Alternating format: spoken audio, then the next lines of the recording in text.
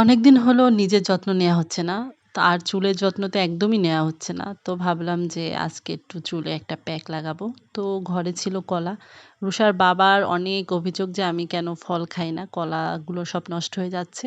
তাই ভাবলাম যে আজকে কলাগুলো দিয়ে একটা হেয়ার প্যাক বানাই। তো এই যে দুটো কলা নিয়ে নিলাম। এর সাথে দিব হলো টক দই। দেন টক দইটা আমার একদম মানে গলে গেছিল। তাই একটু টক দই, দেন দেব একটু অ্যালোভেরা জেল আর অলিভ অয়েল। অলিভ অয়েলটা খুঁজে পাচ্ছিলাম না, তাই নারিকেল তেলটা দিলাম আরকি। এটা দিয়ে বানিয়ে নিব একটা হেয়ার প্যাক। আম এটা আসলে আমি মাঝে, মাঝে বলতে অনেকদিন পর, পর ব্যবহার করি। এটা চুলের ড্যামেজ রিপেয়ার করে, ড্যামেজ দূর করে। তো ভাবলাম যে এটাই আজকে দেই। ঘরে যেহেতু কলাও ছিল আর এগুলো সব উপকরণ ছিল। তো এটা দিয়ে একটা হেয়ার প্যাক বানিয়ে নিলাম। আরো একটা মজার ঘটনা ঘটেছে আজকে, যে আমাদের বাসায় হলো বল্লার বাসা বেঁধেছে। মানে আমাদের বারান্দাতে। তো সেই বল্লার কারণে দেখা যাচ্ছে ঘরে টেকাই যাচ্ছে না। জানালা থেকে এখান থেকে সেখান থেকে বল্লা ঘরে ঢুকতেই থাকে। তো সেটাও আজকে ভাঙা হবে, তো আমি দেখাচ্ছি। তো আগে হেয়ার প্যাকটা লাগিয়ে নিই।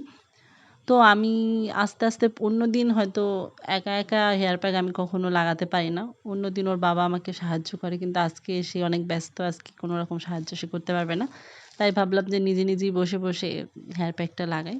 তো এরকম ২ ভাগে চুল ২ টা ভাগে ভাগ করে নিলাম। তারপর আমি আস্তে, আমি এভাবেই হেয়ার প্যাকটা লাগাচ্ছিলাম। আসলে সপ্তাহে বা ১ দিন নিজেকে সময় দেওয়া উচিত। নিজের যত্ন নেয়া উচিত। হয় কি, বাচ্চা হয়ে যাওয়ার পর দেখা যাচ্ছে প্রত্যেকটা মেয়েই নিজের প্রতি বেশি অযত্নবান হয়ে যায়। যেমনটা আমি হয়েছি, এরকম অনেকেই হয়। কিন্তু আবার অনেকে হয় না। যারা ঠিক মতন সবকিছু মেইনটেইন করতে পারে, সবকিছু ঠিকঠাক করে রাখতে পারে, তারা হয় না।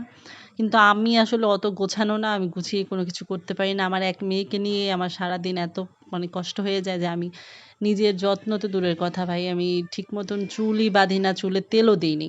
এখন যাও একটু দেই। তা আগে তো আমি তাও করি নাই।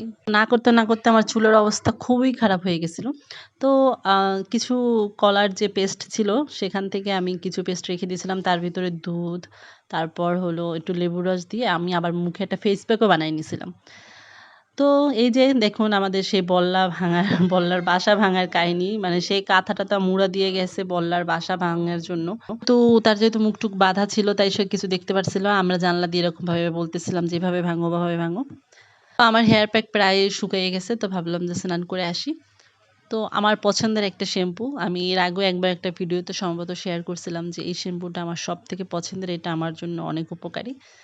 তো এই তো, তারপর আমি আমাকে দেখাচ্ছি যে আজকে আমার চুলের কন্ডিশনটা কেমন ছিল। তো এটা আমার চুলের কন্ডিশন। আমি যেহেতু এক জায়গায় যাবো, তাই আমি একটু রেডি হয়ে নিচ্ছিলাম। আর তোমাদের দেখাচ্ছিলামও।